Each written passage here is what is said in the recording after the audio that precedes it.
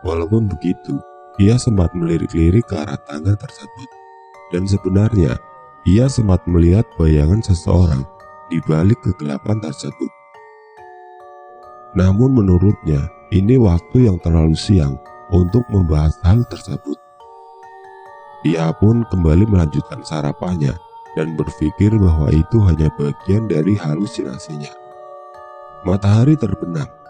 Tidak terasa ia menjalani hari-harinya dengan menganggur sepanjang hari. Ia pun pergi ke ruang depan untuk menemui adiknya. "Nes, Nes," kakak memanggil. "Nes." "Kenapa, Kak?" Tiba-tiba papa menghampiri. "Nesa mana sih? Kok tumben banget dari tadi nggak di kamar?" tanya sang kakak yang hampir seharian tidak melihat kehadiran sang adik. "Lah papa mah gak tahu. Tadi siang kan papa pergi baru balik." "Oh iya kah? Terus mama mana?" tanya kakak berbasa-basi. "Mama lagi di warung depan. Gak tahu tuh lagi ngapain," jawab papa. "Udah, papa mau baca Quran dulu. Cari sana adekmu." Sang ayah pun duduk di depan rumah dengan pintu yang terbuka. Seperti biasa, ia membaca buku kesayangannya. Entah tentang apa buku itu, namun ia selalu membacanya berulang-ulang. "Nice, nice." Sang kakak memanggil-manggil Vanessa, namun ia enggak kunjung menemuinya. Sampai akhirnya, ia melihat Vanessa berdiri di salah satu anak tangga menuju lantai atas. "Nes, kamu ngapain di situ?" tanya sang kakak dari kejauhan. Vanessa menggeleng. "Kakak, sini deh." Vanessa tiba-tiba mengajaknya ke atas. "Kenapa? Tumben banget kamu berani ke atas gelap-gelap," ucap sang kakak menghampirinya. "Gak gelap, Kak. Ini ternyata ada lampu," jawab Vanessa yang lalu menggenggam tangan sang kakak. "Ini anak kesambet apa? Tumben banget mau megang tangan gua," gumam kakak. Mereka pun akhirnya pergi menaiki anak tangga yang lalu sampai ke ruang atas. "Lah, terang banget. Kamu ngapain aja di sini?" tanyanya sedikit ragu. Main apa?" Hening. Vanessa tidak menjawab, hanya melihat-lihat lantai atas. "Ini bukannya bau busuk itu ya?" gumam kakak. "Udah yuk kita turun aja. Kamu gak nyium nih, bau nyengat banget," ucapnya yang lalu menarik tangan Vanessa dengan perlahan. Namun, Vanessa tiba-tiba menarik kakaknya kembali, lalu berkata, "Iya itu baunya, itu." Tiba-tiba Vanessa menunjuk ke arah kamar yang berada di pojok ruangan. Mendengar jawaban tersebut, sang kakak pun sebenarnya langsung tahu ada yang tidak beres dengan adiknya tersebut. Namun ia tetap mencoba tenang dan bersifat positif. Ia mengelus dada. Udah, gak ada apa-apa kok. Ayo sekarang kita turun." Ia menarik tangan Vanessa secara paksa. "Jangan dulu, Kak. Itu." Vanessa kembali menunjuk ke arah kamar itu kembali. Namun, saat ia melihat ke arah belakang kembali, betapa terkejutnya ia saat melihat pocong yang kemarin ia lihat di anak tangga. Papa!" Sang kakak yang ketakutan pun langsung menarik tangannya secara paksa dan langsung berlari keluar rumah. "Ya ampun, apa sih kamu?" ucap sang papa terkejut. "Teriak-teriak jam segini, ngapain sih?" Itu." Tiba-tiba suara jeritan Vanessa terdengar sangat keras dari dalam. Mereka pun langsung menghampiri Vanessa yang sudah pingsan akibat jatuh dari tangga. Tangannya lecet dan mukanya lebam. Setelah itu pun sang ayah langsung memanggil orang pintar dengan cepat. Mereka pun langsung menghampiri Vanessa yang sudah pingsan akibat jatuh dari tangga. Tangannya lecet dan mukanya lebam. Setelah itu pun Sang ayah langsung memanggil orang pintar dengan cepat. "Bagaimana?" sang ibu bertanya dengan ketakutan. "Ya sudah, sekarang saya ingin ke lantai atas dan akan mencoba melihat apa yang sedang berada di atas sana," ucap sang ustadz. Saat itu Vanessa masih dalam keadaan pingsan dan ditidurkan di dalam kamar sang ibu. Namun mendengar perkataan sang ustadz pun, keluarga Vanessa pun langsung sama-sama mengikuti sang ustadz dan naik ke lantai atas yang masih dalam keadaan gelap.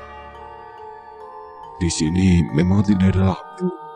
sang ustadz bertanya dengan pelan. "Ada, Ustadz." Sang ibu mencoba menunjukkan jalan, namun saat mereka mencoba menyalakan lampu, lampu tersebut justru mati dan sama sekali tidak bisa dinyalakan. "Oh, ya sudah, tidak apa-apa. Sekarang kita lihat saja apa yang ada di dalam sana," ucap sang ustadz yang lalu dengan perlahan menuju kamar tersebut. "Assalamualaikum." Ustadz mengetuk pintu kamar tersebut. "Assalamualaikum." "Waalaikumsalam." Entah apa yang terjadi, tiba-tiba Vanessa sudah berada di belakang mereka.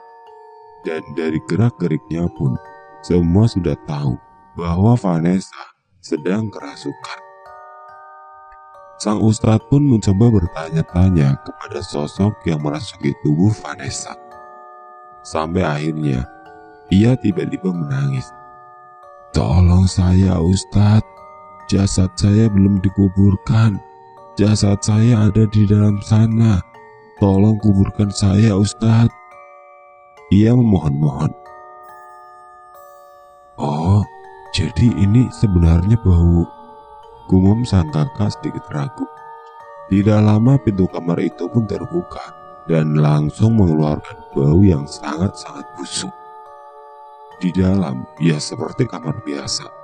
Namun di ranjangnya ada sebuah kain yang bertumpuk-tumpuk.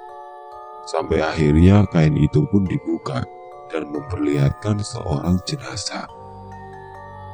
Setelah jenazah dikuburkan, kita pikir ya kita gak bakal dapet gangguan lagi. Ternyata kita benar-benar salah besar. Kita tuh tetap digangguin dan bahkan kadang tambah parah. Dan rata-rata sama penghuni kuburan tersebut. Padahal kita itu di situ cuma 2 bulan setengah. Tapi sebelum mengakhiri cerita ini, saya mau cerita satu cerita lagi tentang penghuni pojok dapurnya kita, yang baru kita temuin 2 hari sebelum kita pergi. 2 hari sebelum kita pulang ke Jakarta lagi, saya itu udah benar-benar seneng banget. Bahkan saking senengnya saya, walaupun jendelanya diketok-ketok lah, ada yang buka pintu kamar lah. Saya itu udah gak peduli lagi, karena saya sudah tahu 2 hari lagi ya saya tetap bakal pulang dan gak bakal di situ lagi. Tapi pas jam tujuan gitu, itu saya lagi makan di ruang tengah. Nah, tiba-tiba saya itu dengar suara cewek, anak kecil nangis.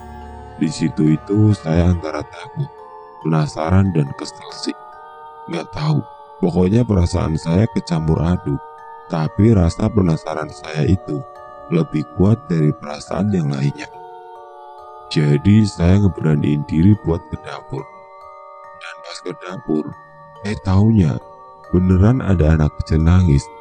Ya, saya bingung dong. Dan di situ saya mikir, ini penghuni kuburan atau dari mana? Saking seringnya diganggu. Terus pas saya samperin, saya kaget banget. Soalnya mukanya pucat banget, kayak hampir seputih tembok, tapi matanya benar-benar hitam semua. Terus dia nangis lagi, tapi udah sih Gara-gara saya nggak terlalu takut, ya saya dengan santainya masuk kamar lagi. Nah terus ini saya nggak tahu, ini saya halu, mimpi atau benar-benar kayak gini, saya nggak ngerti. Tapi malamnya kamar saya itu tiba-tiba diketok. Dan karena saya udah keseringan kayak gitu, jadi saya biarin aja. Sampai ada yang bilang, "Nes, ini mama." Atau enggak, "Nes, ini papa." Terus tiba-tiba yang nyaut malah, "Vanessa, ini aku." Dan di situ saya langsung merinding banget. Soalnya suaranya itu kayak anak kecil gitu, cuma halus banget. Mungkin sih gara-gara suaranya kurang familiar di telinga saya, jadi saya takut banget. Terus saya tidur lagi, gak tahu sebentar atau gimana, tapi bangun-bangun saya itu lihat anak kecil itu lagi di samping saya. Dan pas saya bangunin kakak saya. Malah anehnya kakak saya gak kebangun-bangun. Walaupun saya udah pukul, tapi belum aja bangun kakak saya. Dan tiba-tiba kayak cerita gitu ke saya. Ya saya inget sih, dia bilang dia gak mau kita pergi, soalnya katanya dia kayak kesepian gitu. Terus saya nanya, emang selama ini gak ada yang pernah nempatin rumah ini? Dan dia bilang, aku dan keluargaku. Habis dia bilang itu, saya diam sebentar, sampai akhirnya dia lanjut lagi. Itu yang di kamar atas. Dia menunjuk ke arah langit-langit kamar. Itu ayah aku. Dan di situ saya bingung banget, karena saya nggak ngerti apa sekeluarganya sudah nggak ada, termasuk dia, atau emang mereka penghuni lama atau gimana. Sumpah saya nggak ngerti banget. Soalnya setahu saya, orang yang nyewa rumah ini juga udah nggak ada. Apa yang nyewa ternyata ayahnya.